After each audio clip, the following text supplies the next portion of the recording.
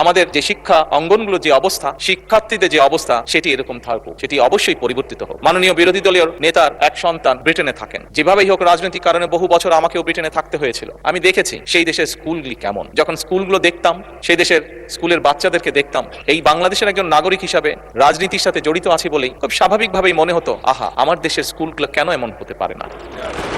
মাননীয় স্পিকার, দেখেছি সেখানে কিভাবে প্রাইমারি স্কুলের কথা যদি বলি, আমি যেখানে থাকতাম তার আশেপাশে প্রাইমারি স্কুল ছিল, সেজন্যই সেটি বেশি চোখে পড়তো। সকালে এবং বিকালে যদি কোথাও বেরোতাম, দেখতাম যে বাচ্চারা যাচ্ছে, দেখতাম বাচ্চারা কি সুন্দর কাপড় চোপড় পরে যাচ্ছে, পায়ে জুতো, মোজা, সুন্দর শার্ট প্যান্ট, যার যেটি স্কুল ড্রেস সেটি পরে যাচ্ছে। মাননীয় স্পিকার, মনের মধ্যে একটি কষ্ট হতো যে আমার দেশের প্রাইমারি স্কুলের বাচ্চারা কবে এরকম সুন্দরভাবে স্কুলে যাবে। মাননীয় স্পিকার, প্রাইমারি স্কুলের টিচার 2-4 জন যাদেরকে চিনতাম, দেখতাম যে তারা কি সুন্দরভাবে বাচ্চাদেরকে ক্লাসে শিক্ষাদান করছে। মাননীয় স্পিকার, আজকে এই সংসদকে আল্লাহ রাব্বুল আলামিন রহমত করেছেন এবং সে কারণেই মাননীয় স্পিকার আমাদের পক্ষে সিদ্ধান্ত নেওয়া সম্ভব হয়েছে। আমরা সেদিন যেই প্রত্যাশাটি, মনের মধ্যে যে আশাটি ছিল, আল্লাহ চান তো এই আশা আমরা ইনশাআল্লাহ পূরণ করতে পারবো। সেজন্যই এই সংসদে মাধ্যমে যে সরকার গঠিত হয়েছে, মাননীয় স্পিকার, এই সরকার সিদ্ধান্ত গ্রহণ করেছে এবং কাজও শুরু করেছে। আমরা ইনশাআল্লাহ আগামী জুলাই মাস থেকে পর্যায়ক্রমিকভাবে ধীরে ধীরে প্রাইমারি স্কুলের বাচ্চাদেরকে স্কুল ব্যাগ দিব, পর্যায়ক্রমিকভাবে বাচ্চাদের আমরা স্কুল ড্রেস দিব এবং পর্যায়ক্রমিকভাবে মাননীয় স্পিকার আমরা বাচ্চাদেরকে জুতার ব্যবস্থা ইনশাআল্লাহ করব।